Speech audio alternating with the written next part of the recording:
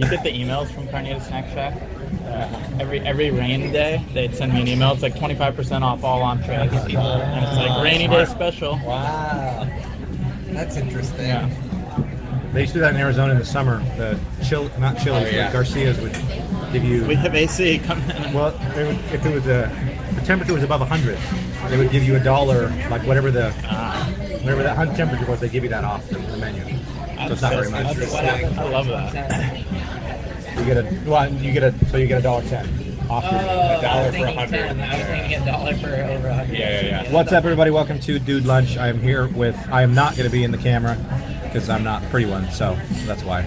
I think you actually might be the pretty one. Here with Yeah, look at us. We're dragging the bottom of the barrel if I'm the pretty one here. Greg had a great question he wanted to bring up talking about messenger bots. Greg, if you want to repeat what you just said. Yeah, so I said what happened to Facebook Messenger bots because I feel like I've heard a lot about them, about a year ago, maybe starting a year ago, and then it was a popular topic of conversation at Traffic and Conversion, and I saw a bunch of people who were blogging about it and coming up with integrations for it, and there was BitBot and ManyChat, and I just feel like this trend was coming. And then I don't know, I never really got on board personally for my own brand, but sometimes I'm a slow adopter anyway. So I feel like I stopped hearing about it. And my question was, did I miss it?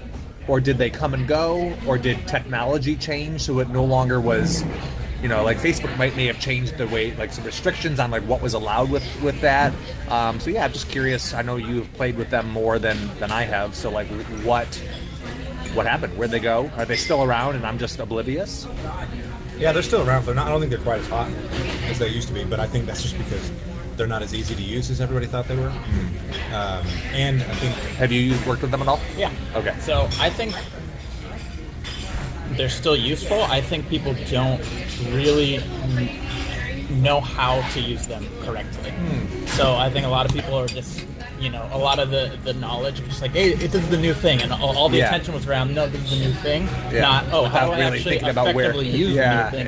So everyone rushed and set them up, and it was I have a get started, and it asks their name, and it asks their email, and then it doesn't really do anything, and then it sends them my blog post when I post. It's okay, that's great, but that's not really, thank you. I think there's a lot of really effective ways that some people use them, and smart people. So, what is the best case scenario for a messenger bot? Where does a messenger bot fit, or where should it fit? If somebody's like, "Hey, I want to use a messenger bot," and you're like, "Okay, cool, but only use it if," how do you finish that sentence?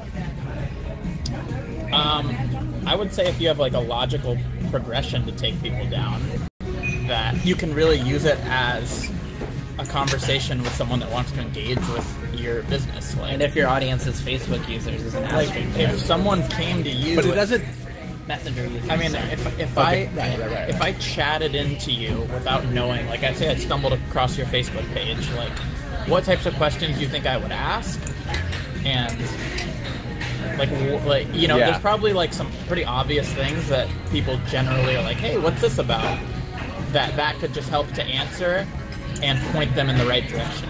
Right. Oh, what are the products you have? Let me show you. We have this, it does this, and that could even lead them to a video. And so messenger bot could serve. So that's one. If there's predictive conversations that or questions people are going to have, FAQs, right? If you know they're going to have that, you could set up a scenario where it naturally leads them down discovering the answers. That's one use case. There's also the kind of create your own adventure aspect to it if you do it right. That's just a different way that you can present your content to people that's them engaging down different rabbit holes and clicking and answering various questions that I think if done right would be very effective in getting people to actually get through. Are people's first instincts to interact with brands on the Messenger is another question. Are they? Probably not. Are generally speaking, are people's first instincts, and I think that's still an evolution that will or will not happen. So I think right now they have to have a reason to. So something has to say the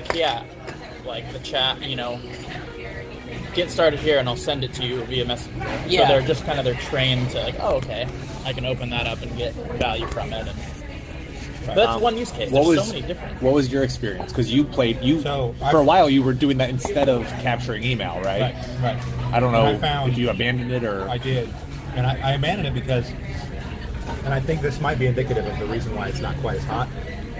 It's great for initial interaction, data capture. Yeah. Because people are much more likely to respond in a conversation. That's right. You to said this. more questions. Yeah. Than they are to a form, but people do not respond to Outbound. subsequent messages that you send through. So I think it's really They don't respond at all. Humans aren't as responsive as you are, and I literally mean that. and that actually is you. I think you were the only one that would respond to any of them after that first initial interaction, and it's just because it gets buried. Like it's not very forefront. Messenger, right? Yeah. Messages from companies like that don't hit you the same way. Right. And so I think marketers got really excited about it because it was like we can do all the automation stuff, but in Messenger, which is cooler than email, because that's a higher open rate, but it doesn't actually. But that's not what people use Messenger for, right? And the idea was, I can just be more personal with these people and like communicate with them. And I've actually had some personal, anecdotal situations where I have interacted with a company later, but it's only in the case that the company has, like, it's only e-commerce I've done, where they say, we have this new thing. Yeah. And it's so, where there's such an affinity with the brand that it's like this shirt that I'm wearing right now, actually, this is a good example. It's my Stealthy as Fuck shirt. Is it just a black shirt? It's a black shirt. It says, yeah. You really did have to show us. Well, no, it says Stealthy as Fuck. Okay, fair enough. But it's in it's black print on the black, so it's like you have to look at it to see it. Got it. But it comes from a company called Grunt Style, which is vets making clothes for vets and like Cool. It's cool stuff. I bought some of their shoes. When they send me stuff, I look because I really like the stuff. But like for marketers, it doesn't work. Yeah. Because nobody's like, you have a new course. Yeah. So, Yeah. I think that another thing that I think about is, and maybe this is just my point of view, is I've never gone to Facebook when I'm making a Messenger to make a buying decision. So when I'm on Messenger, I might be researching something or say hi to someone, but I think it's really difficult to. Do you go to Instagram to make a buying decision, or Some people, or Facebook? People do, and I have clicked to go directly to sales pages. Yeah. And looked at what people are pricing things for. And this is just a general statement, Yeah. but I don't ever think of Messenger as a shopping portal yet. Well, I don't think of Facebook as a shopping portal yet. Yes. Yeah, That's fair. It's like the Facebook Marketplace, I understand, has gained some traction, but like I've never once personally gone there to look for something that I need. And that's not about Marketplace. It's more about my mentality for what Facebook is. Correct. I'm more inclined to click from somebody's page to their website to look at what they have than to message them about it. Yeah. And so that's why I think e-com is the only instance where it does work, because e-com is more spur of the moment. But part of Messenger bots is that they don't have to be inside Facebook, right? Like there's a way to have the Messenger bot in lieu of like a chat on your website, right? Yeah, but think about what happened when companies with phone queues figured out they could do automated phone systems. Think about what happened there. Nobody interacts with it because they know what's going to happen. Yeah. It's the same thing. Yeah. I think we're still on the cusp of it. Customer representative. Yeah. Human. But Yeah. that, Put a see, to fucking me, human on the that's phone. That's not a knock on Messenger. That's just a knock on people way who don't know how to people use it. Yeah, they just butcher it. Same with the email.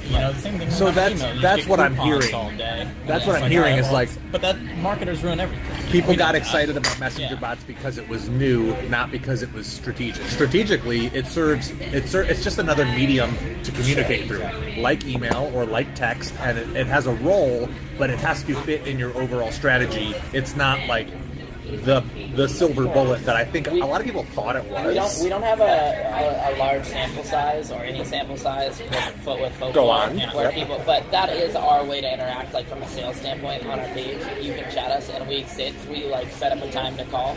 But like when I think about Messenger Bot and like where the strategy that I would employ if I had a company that was thinking about using Messenger Bot, Yeah. I think that it would be more like a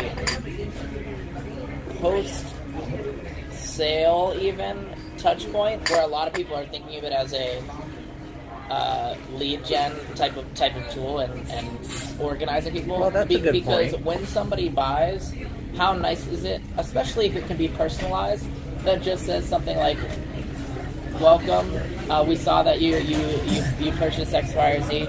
Here's some things that will help you use X, Y, and Z better. People are using it really effectively, like for shipping confirmation. Also, you Yeah. can message me if you have any customer service issues. Now Like in your mind, opening that you channel can say like, as- oh wow, I can just go chat the guy on There's a Messenger. company called Inkbox that sells those custom I tattoos. did one. Yeah, I did one. You saw the thing they sent I'm kind of a afterwards? badass. Yeah. Temporary tattoo. Yeah. Every couple of months I buy like 6 of them. Yeah, Put them all over, and then like 2 weeks later, it's gone. they're pretty cool. But they have a really good. They do this really well. When you buy one of their tattoos, they send you a message saying, "Hey, you can track your message here." But then when it's delivered, they get a callback from the shipping company, and they send you another message that says, "This is how you apply it." And they give you a step-by-step like gifting. And there's So also once it a- arrives, that's good value. Yeah, it yeah, shows because you. it just shows you because you go on specifically Facebook step-by-step and how see to how do it. you add your tattoo to yourself. So that's exactly the type of thing I'm talking about. How can you add value through little it's almost like a notification system Yeah. where they can reply if they need to. Uh-huh. Yeah. So, the first question, do you think my perception is correct that the interest or momentum around messenger bots has waned or fizzled or whatever the word is? I think so. But only from like a everybody's talking about it situation. Like there's definitely Right. like I still see value and potential there. Yeah. But probably not with Facebook Messenger. Maybe more with like automated SMS stuff. You know, something along those lines. Yeah. But I don't So- think it's quite as big of a deal. What I'm really trying to get at is, can we validate my decision to not get on board with them and thereby set myself up to also not get on board with whatever future trends I choose to ignore? I think so. That's what I'm getting at here. Is if it came and went, then what- I did the right thing by skipping it all together. I'm We- gonna, we I'm will just going to represent sit you. this one out. Greg is a We will prophet. represent you on Messenger. Brettell and I will represent this cohort on the Messenger faction. So, But I don't Yeah. think it's like I think they're dead by any sure, sort. yeah, Right. like sure that makes sense for you, you know. But like I bet there's somebody just businesses crushing. that are built entirely on the back of it that So- are just like, yeah, we're getting. as with anything, the truth is somewhere in the middle. Yeah. My point is, like, I have some guilt that I deal with as like being somewhat of a thought leader in the Infusionsoft space, right? Yet technology adverse on other channels, right? Like there are other things that I feel like I just literally, no one can be an expert in everything. It's not the best use of my time. So as these trends pop up, it's really tempting to be like, drop everything I'm doing and like jump on this thing. Sure. But here we are, 10 or 12 months later, and I don't hear about it in the same way. And so I'm feeling like, all right, maybe sitting that one out was a good move. But what is, how do you pick and choose which of these are going to be, either lasting The girl or from the donut. revolutionary, as it were? You guys may recommend from the donut. What's it? Great Maple fame. Yeah. It's just an excuse to get the name out there. Yes, right? And just say Great Maple.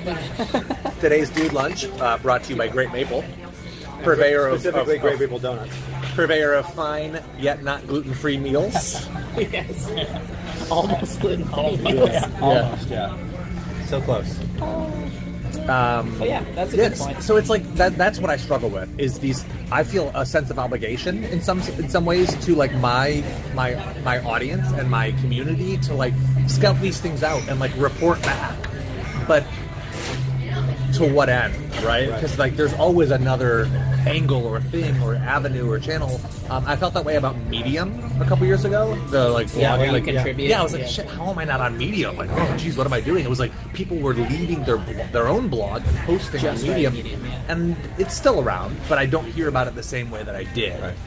Well, it's kind of. But the thing is, it's just because it's not new. Like it's bigger now than it was then. right? You know, like Just with a Medium different more views. But I on think per it's article. bigger. I think more people are actively on it and producing on it and reading Medium than they were probably a year ago. That may be.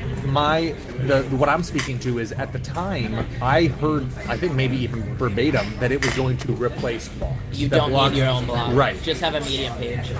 And I thought, shit, is this a death sentence for the blog that I'm maintaining? And I chose to like continue blogging on my own platform, which I can't say what would have happened because I didn't, transfer it. But like I don't feel like that's been the wrong choice. So I guess that's my point. I think maybe the underlying point is like we talk a lot about how technology changes every day. Yeah. How stuff gets outdated very, very quickly. And I think that's true, but only from the standpoint of knowing what's possible. In the sense that like It's like an we're awareness. capable yeah. of doing new things. I would every even day. add to that. I would say technology changes every day, knowing what's possible, and adoption level. Yeah. Because But I there's think- always something better that can be used, but if you're the only one using it, which I love about you, when you send us like those meeting rooms, remember that meeting room? What was that thing Sakoko. called? Sakoko, yeah. That was Greg so knows. freaking cool, but it's got to be adopted. You got. Well, I think that's part of the thing too. for Is a week. Yeah. I think that yes, technology, what we're capable of doing does change all the time, but and the things that are viable are the things that actually get people's attention and people and then stick. But in actual fact, like how much is your tech stack aside from the switch from Customer Hub? Well, actually, let's talk Has about evolved in the let's talk last about 4 years. pre-Customer Hub. How much is your tech stack evolved at all?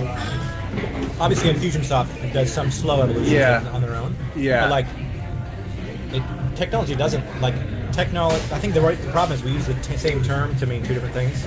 Technology with a capital T Yeah. is like what's possible, but technology with a lowercase t is like what are you using? Yeah. Technology with a capital T changes and is outdated every day. Well, we don't But control. lowercase t is like I use the same stuff that I've been using, and I come back. So I changed my hosting. I Okay. switched from Bluehost to WP Engine. Okay. I moved the membership site not only from Customer Hub to Access Ally, but I also moved it from monkeypodmarketing.com to learn.monkeypodmarketing. I separated those WordPress installs. But I set up Pure Chat as a chat widget on my website 3.5 years ago, and I haven't touched it. Right. And part of that is because change requires effort, and so there needs to be a catalyst to initiate that. And if I had here's the thing though, if I had no chat solution, I probably would have left at the Messenger bot. That's what we did. Right, it's Yeah. because if you don't have something, well, when a new thing emerges, like it fills a natural need, but the what's it called? Inertia is where something is static, right? no, it's the no movement. Objects in motion. Okay. Stay in motion. Yeah. Inertia is momentum essentially. Yeah. Okay, so what is the opposite of that, right? Like if you have a solution and it works, it requires something to generate the inertia. Oh, yeah. It, Yeah, it like takes a this- catalyst or yeah, whatever catalyst, the yeah, word is. And so I guess that's the difference. Dude Life's not your source for chemistry information. Yeah, that's right. Asterisk. Asterisk, Not. Please do your own fact checking. Yeah, I guess my point is like the difference isn't the trend; it's the environment in which that trend is introduced. And for me, it was coming into conflict with the solution that I already had that was fine. Right. For you, it was showing up at a time that you were like, "Cool, I'm ready to embrace and welcome this new tool into the fold." Right. Because we got an opening, we got a spot on the roster. It's like when we all got our first cell phone, we got whatever phone had just come out then. yeah, Yes. LG We 510. didn't go back and start with the first phone that was ever built. We just got whatever phone was there. But if anybody who already had a phone when that phone came out, Totally. The new You, thing. you join in Unless the you're flow crazy of like the me. current. And Yeah. you keep upgrading. I'm a different. yeah. I'm like the opposite of you, Greg, in this sense. Yeah. But I don't think that I'm they're- on a Samsung Galaxy 6. Yeah. And I think they're on like 10 now. Yeah, they're And about it's- to release 10. And it's not because I can't 3 afford a new iPhones phone. behind. Yeah. It's You know- because I just don't want to change. You know- don't need And then they haven't You released know, anything. you know what's an interesting thing, which this Yeah. conversation kind of lends itself towards, is there's in any business there's a breaking point where the pain in upgrading your technology is worth more than is worth more than or less than Yeah. what you have been doing, and understanding where you are on that timeline Yeah. of making a change. I'm good and, at key. Thank you. and how that I mean, you could still take it, but yeah, just understanding where that She just wanted is, more face is time. really yeah. big. So here's an I example. agree. Very, and that's I'm using the word technology broadly, but that can be like literally in every element of any tool that Yeah. you use, because there's always another tool that does something similar. Right. Another thing that changed in my tech stack was I changed merchant accounts this year. My payment processor, merchant account, merchant gateway. I'm not sure the distinction, but I switched from WePay to Authorize.net. A friend of mine said it's better, and he is a Authorize.net service provider, a reseller, and he's like, I'll be able to support you more closely and help troubleshoot these things. And you'll save money, and I'll run an analysis once we're transferred over. And this was like, nothing was broken, but I had a fair number of failed payments each month with my membership growing, right? I've got, 170 subscription payments happening every single month. And any given month, I was getting like 6 or 7 or 8 or 9 or 10 failed payments. And it's just like, it's annoying to track this down. And so the only reason I switched, it was not like the percentage of savings. It was because I wanted fewer failed payments, which meant fewer man hours or fewer necessary automation steps recouping that. Did that happen? No, but no. And so I've switched, and I don't feel a difference, and I feel like I'm still getting just as many failed payments. I'm just on a different platform, and so the process of switching was actually pretty labor intensive. And these credit card processors have like different security levels and different checks and so some of the information that was on autopilot needed to be like renewed. And so I actually had a spike in issues as it was just like this several month process of transferring people over. And I don't know if you know this about Infusionsoft, but you can't find a group of subscriptions and mass update what payment processor they're using. If they're all set to the default, you can change the default, but these were all set to WePay, and so I needed to, month by month, find the people who were still being processed through WePay and manually transfer them over. Anyway, it took 6 or 7 months, and in August, I was like finally up on the new platform, and here we are in December, and the issues have persisted. So my point in that is, what you said something, the work that it takes to change needs to be worth the change, and that's an example of where it wasn't, and it probably affects my willingness to undertake other changes in other areas of my business, which is messed up, because it has nothing to do, Messenger bot, switching from Pure Chat to a Messenger bot has nothing to do with that, but that experience, you're a human, and at the end of the day, your experiences inform one another and bleed together. Like, that's irrefutable, I think. Yeah, I think... I don't know what the point was there. I think... Just, it sucked. I want sympathy, please. Yeah. The point is, Greg, it's fine that you didn't adopt ManyChat. Thank you. Thank you. It's all good. Because I think that's just that comes down to a personal preference. You don't... Yeah. Because I get where you're coming from, having that, feeling obligated to your audience to know everything about everything. But at the same time... Well, not just the audience, but our contemporaries, the people we see at events and stuff. You want to know what people are using. Well, nobody wants good about. You don't want to go to the conversation and they're like, oh, so you guys check that ManyChat, and you're like, no, that's ManyChat. Yeah, you know what I mean.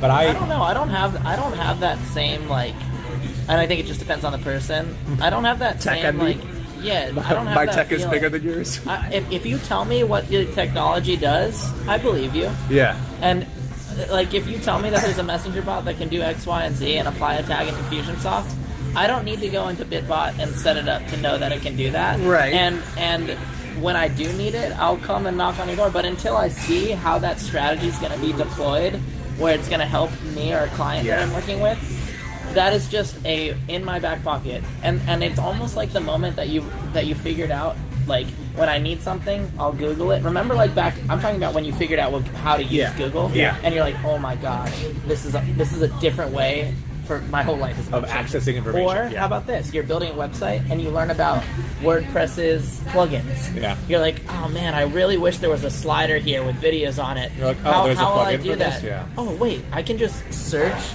video sliders and there's 1,000 plugins that do it.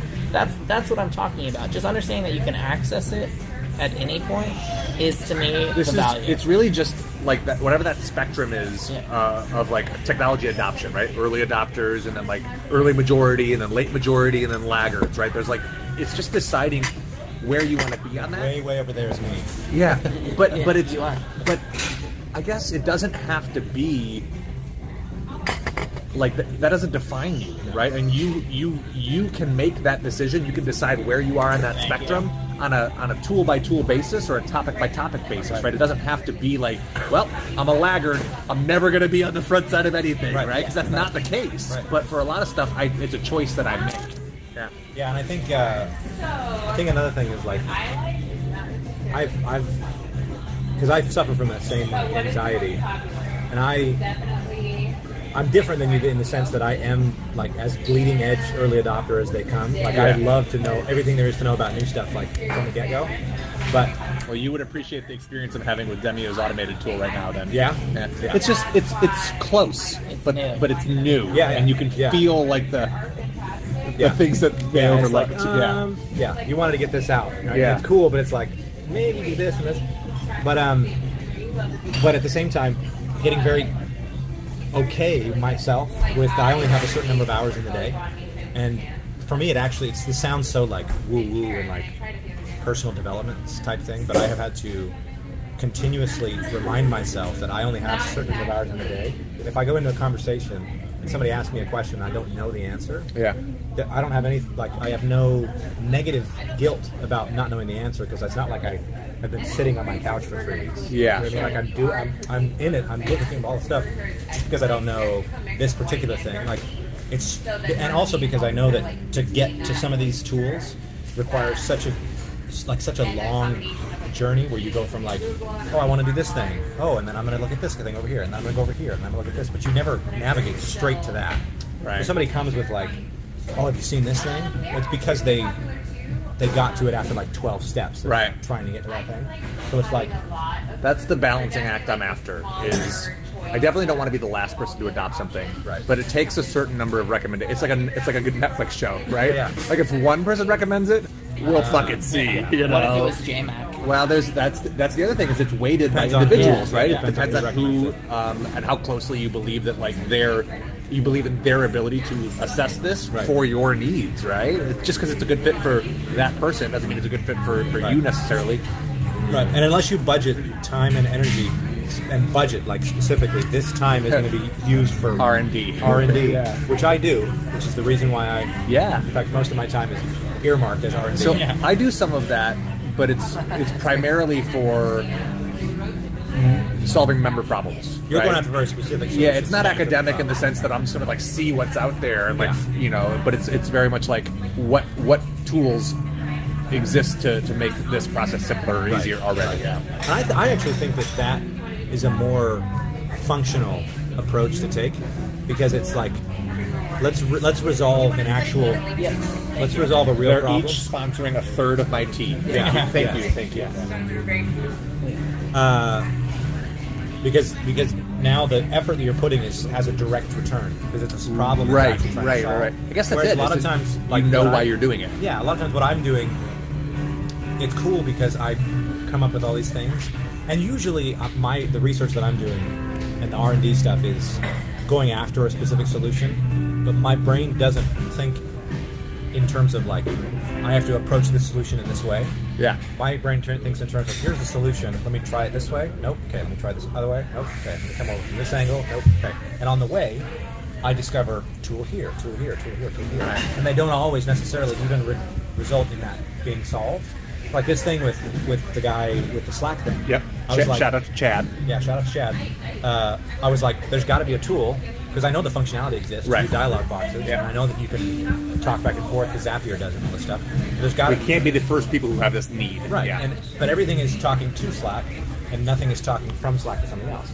So I searched and searched and searched, and I found a bunch of really cool tools that do other things that now are on my list of like things to look at, but have nothing to do with the final result, which was not even what I thought about in the first place, which was building my own. Speaking of interesting technology conversations, because we're having one right now. Yeah. Zapier messaged me the other day to hop on a call to talk about That's fun. like how I've used Zapier, and I love Zapier. Obviously, I think we all like Zapier for what it can do. I got some cool things. Yeah. Well, I can connect you with them if you want to.